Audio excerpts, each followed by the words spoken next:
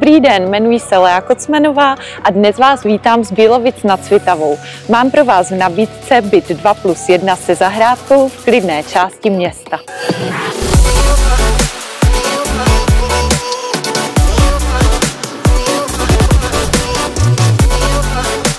Byt o velikosti 44 metrů čtverečních se nachází v přízemí bytového domu. V bytě najdeme průchozí obývací pokoj se vstupem na zahrádku, kuchyň s kuchyňskou linkou a barovým stolkem s výhledem, útulnou světlou ložnici, koupelnu s vanou a samostatnou toaletou. Vzhledem k tomu, že byt je přízemní, je zde k dispozici i velká zahrádka. Byt je vhodný pro páry s malými dětmi nebo jako investiční příležitost na pronájem. Z Bílovic jste v centru Brna za pouhých 18 minut.